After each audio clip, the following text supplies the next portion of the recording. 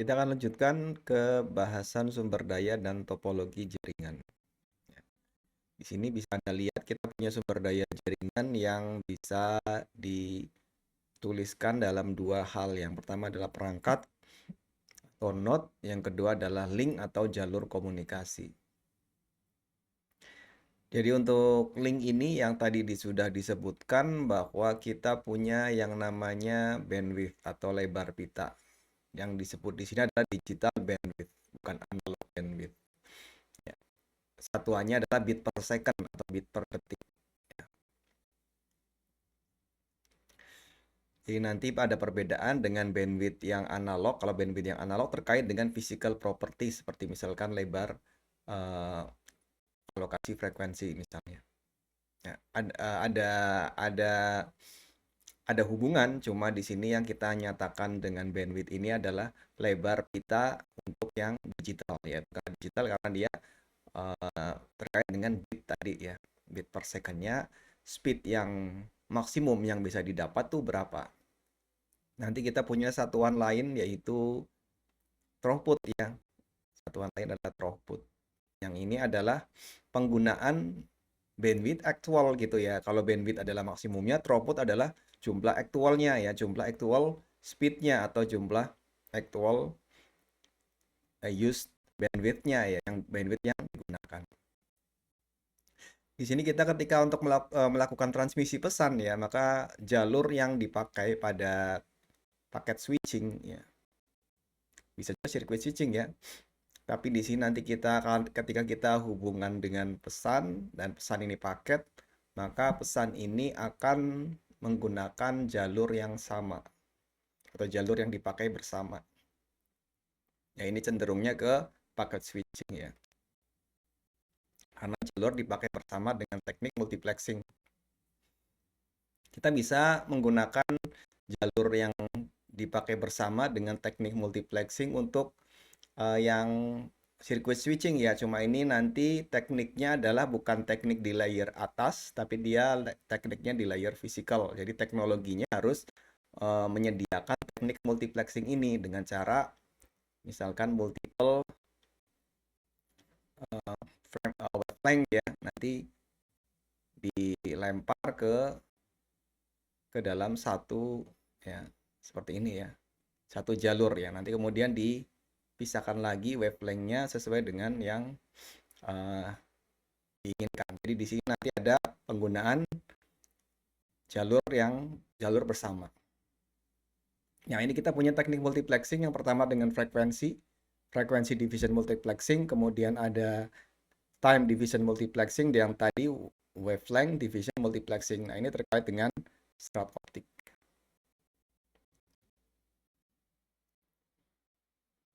Ya, nanti wavelength yang berbeda, panjang gelombang yang berbeda bisa ditransmisikan ya di dalam satu medium yang dipakai bersama. Kalau frekuensi berarti frekuensinya yang berbeda. Kalau tadi WDM panjang gelombang yang berbeda, frekuensinya berbeda. Kalau waktu berarti waktunya yang berbeda. Berarti yang di sini kita punya gantian ya. Di sini adalah scheduling. Nanti bentuknya adalah scheduling dalam hal waktu, dalam domain waktu. Kemudian topologi jaringan. Ketika kita punya sumber daya node, kemudian node-nya banyak, komponennya kemudian dihubungkan, maka akan muncul sebuah topologi jaringan. Maka topologi jaringan adalah sebuah penempatan dan hubungan komponen-komponen di dalam jaringan, yaitu berisi perangkat dan jalur atau node dan link. Jadi sebuah topologi ya sebuah bentuk gitu ya, sebuah bentuk dari jaringan dengan node dan link. Kemudian topologi dapat berbentuk ya bus, ini sudah dibahas di kelas, kemudian bintang, star, kemudian cincin ring, kemudian jaring mesh dan atau hybrid. Nanti kalau kita lihat secara khusus ya, nanti coba kita lihat apakah kita bisa mengeload sebuah demo dari project One Laptop per Child ya. Kita lihat coba. Nah, di sini kita punya beberapa komputer atau beberapa host ya. host ini ingin terhubung ke internet. Ketika host ingin terhubung ke internet, maka di sini host yang di sini ada internet ya, maka kita biasanya di sekolah, biasanya konsepnya adalah di sini setiap perangkat adalah dia punya link wireless ya. Artinya dia punya perangkat wireless, perangkat WiFi gitu ya. Kemudian ketika dia misalkan di sini ada komputer yang diletakkan di sekolah, kemudian dia misalkan dihubungkan ke internet. Nah, di sini ada ada node ya berupa node ujung yaitu host yang terhubung langsung ke internet ya. Ini digambarin dengan globe. Ini dia harus menyalakan, harus membuka antenanya ya. Jadi ketika ini misalkan laptop sekolah atau komputer sekolah terhubung ke internet, maka komputer lain bisa terhubung ke komputer sekolah ya. Nah, di sini misalkan menyalakan membuka antena, kemudian dia akan terhubung dan membuat sebuah link ya. Dia juga bisa langsung terhubung ke internet kalau memang dia bisa ya punya akses. Tapi misalkan kita konsepnya adalah dia harus terhubung ke komputer di sekolah, berarti ini komputer di sekolah di sini ya. Di sini komputer di rumah dekat sekolah gitu ya atau di sekitar sekolah. Ya, ini misalkan yang lain juga sama ya. Ini bisa terhubung ke komputer sekolah atau komputer laptop yang sudah terhubung ke sekolah. Dan di sini punya dua link ya. Link yang pertama ke yang sudah dekat, yang dekat ya. Kemudian yang satu lagi yang jauh. Nah ini kalau kita nyalakan semua, mereka akan saling terhubung dan ini akan membuat sebuah jaringan mesh ya, jaringan mesh.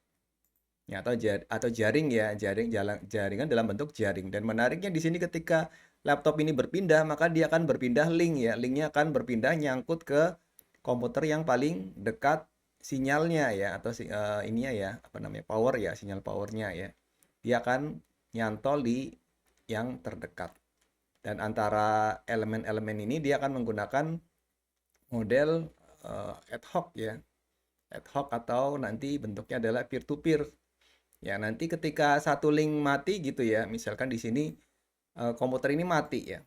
Maka di sini si komputer yang ini masih punya link ke yang di sebelah kanannya sini ya. Misalkan di sini mati misalkan ya. Di sini komputer ini masih ada link ke yang bawah ini ya, bawah yang di sini ya, dan seterusnya. Ya, itu hanya gambaran dari uh, topologi jaring atau mesh. Kemudian bagaimana kita mengetahui kualitas jaringan ya atau quality of service ya atau QoS? Maka ada parameternya, ada tuningnya ya atau apa yang perlu dilihat gitu ya. Yang pertama adalah throughput. Yang kedua adalah latensi atau delay, kemudian jitter, variasi latensi. Jadi latensi itu nilai latensinya. Jitter ini adalah nilai dari delay yang banyak, tapi mereka berurutan. Kemudian variasinya sejauh apa gitu ya. Variasinya terlalu lebar atau tidak. Ya, nanti ketika kita bicara soal jitter ini, maka jitternya ini akan berpengaruh terhadap kualitas, khususnya kualitas yang terkait dengan multimedia. Misalkan telepon ya. Kalau jitternya terlalu lebar, karena paket-paketnya itu harus berurutan. Misalkan ketika kita kirim suara, kemudian suara kita dikirimkan dalam bentuk paket, maka paketnya harus paling tidak nanti diterima dalam bentuk yang utuh ini dalam dalam waktu yang relatif sama, diharapkan seperti itu ya. Kalau terlalu lebar variasinya, misalkan ada komponen suara yang hilang atau yang dia nunggu dulu lebar, maka akan ada eh, penurunan ya, penurunan kualitas. Kemudian yang terakhir adalah paket loss ya. Paket loss atau loss ya. Ini tergantung ya, kalau paket switching kita menggunakan istilah paket loss. Ya. Kemudian tadi yang sudah disebutkan tentang bandwidth, kita punya maksimum bandwidth, kemudian kita punya throughput sebagai used bandwidth gitu ya, penggunaan bandwidth yang sedang dipakai gitu ya. Maka di sini tergantung pada medium fisik ya. Medium fisiknya apa gitu ya. Kemudian mungkin kualitasnya bagaimana ya, kemudian jumlah traffic yang lewat dan tipe atau teknologi yang digunakan. Kemudian metode transmisi. Tadi kita sudah bicara circuit switching, paket switching, tapi belum dibahas secara lebih tersendiri gitu ya. Maka di sini kita akan coba bahas dan di sini kita akan mulai dengan pesan ya. Ketika pesan ditransmisikan berarti nanti basisnya adalah destination atau tujuan. Karena itu ketika basisnya tujuan, maka kita harus mengetahui ya mana yang cocok untuk komunikasi data. Jadi ada data, bentuknya adalah data yang dikirim, pesannya bentuknya adalah data. Ya. Maka mana yang cocok antara circuit switching dan packet switching itu jadi pertanyaannya. Dan ketika kita menggunakan circuit switching atau packet switching, maka ada keuntungan dan kerugiannya. Ya, karena itu kita daftar paling tidak tiga ya, tiga dari kedua metode transmisi ini. Yang pertama adalah circuit switching. Jadi ketika kita punya circuit switching, contohnya adalah jaringan telepon konvensional, misalnya pakai teknik multiplexing FDM.